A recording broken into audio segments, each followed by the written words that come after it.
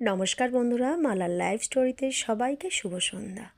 সবাই কেমন আছেন? আশা করি সবাই খুব ভালো আছেন। আজ যেহেতু মকর সংক্রান্তি, সবার বাড়িতেই এতক্ষণে নিশ্চয়ই পিঠে পার্বণ শুরু হয়ে গেছে।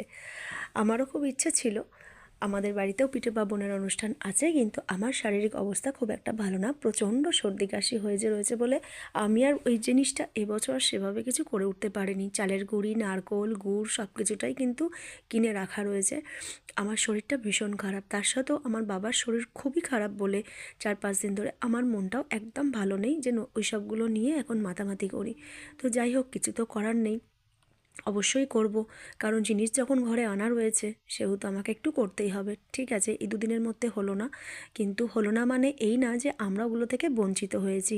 আমার ঘরে সেদ্ধ পিঠে, দুধ পুলি, পাটিসাপটা সব কিছুই কিন্তু প্রায় এসেই গেছে গতকাল থেকে আজ অবধি, আগামীকালও আসবে।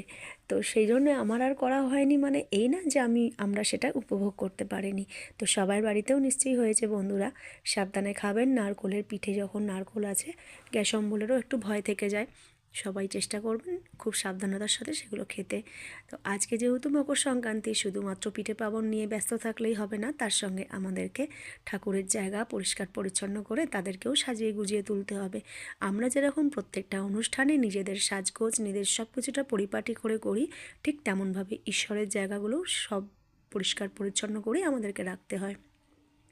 শরীরটা ভালো নয় বলে সেভাবে আমি সিংহাসনটাকে সরিয়ে আর বার করতে পারলাম না, কিন্তু আমার এক কাকিমা বলেছিলেন যে শ্যাম্পুর জল করে সাদা জিনিস পরিষ্কার করলে খুব পরিষ্কার হয়। আর সত্যি কথাই, আমি একটু শ্যাম্পুর জল দিয়ে সিংহাসনটাকে আজকে পরিষ্কার করলাম। সত্যি বন্ধুরা, খুব পরিষ্কার হয়েছে।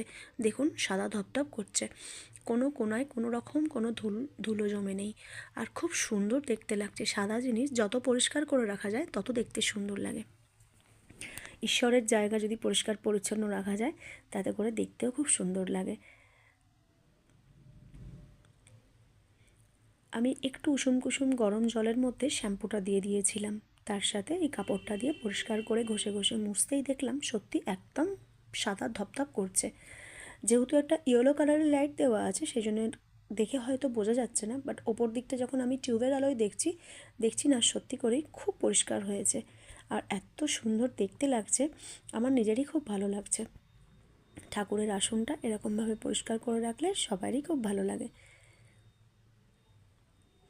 তো এবার আমাকে আস্তে আস্তে পরিষ্কারটা হয়েই গেছে।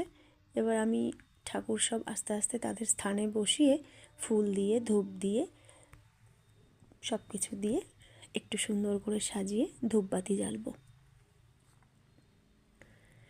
ব্যাস, প্রায় কমপ্লিট। দেখুন বন্ধুরা, কত সুন্দর লাগছে, একদম সাদা ধপধপ করছে। একটা পরিষ্কার কাপড় দিয়ে ওটাকে সুন্দর করে আমি মুছে নিয়েছি। তো আমি এবার আমার ঠাকুরের সিংহাসনেতে আমি একটা একটা করে আমার সব ঠাকুরদেরকে সাজিয়ে দেব। সুন্দর করে ঠাকুরদেরকে সাজিয়ে ফুল দেব। ব্যাস, দেখুন বন্ধুরা, আমার ঠাকুরের আসনে আমার হরিনারায়ণ মহাদেব, আমার লোকনাথ ব্রহ্মচারী, আমার মা লক্ষ্মী, আমার ভোলে বাবা, আমার বজরংবলী সুন্দর করে সবাইকে তাদের জায়গায় বসিয়ে, আসন পেতে তাদেরকে বসিয়ে আমি ফুল জল দিয়ে দিয়েছি। তার সঙ্গে ধূপ ধুনোর গন্ধ, খুব সুন্দর লাগে এই পরিবেশটা। আমি জানি না আমার ঠাকুরের সিংহাসন আমি ঠিকঠাকভাবে পরিষ্কার করে রাখতে পারছি কি না।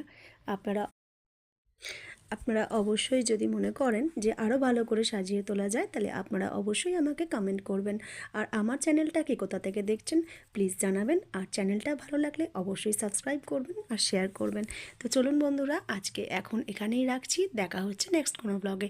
আপনারা সবাই সুস্থ থাকবেন, ভালো থাকবেন, আর বাড়িতে বয়োজ্যেষ্ঠ যারা আছেন তাদেরকে আর বাচ্চাদেরকে খুব সাবধানে রাখবেন। ঠান্ডাটা কিন্তু মাঝে মাঝে কমছে, আবার মাঝে মাঝে বেড়ে যাচ্ছে। মাঘ মাস পড়েই গেল, এবার তো একটু ঠান্ডা থাকবেই।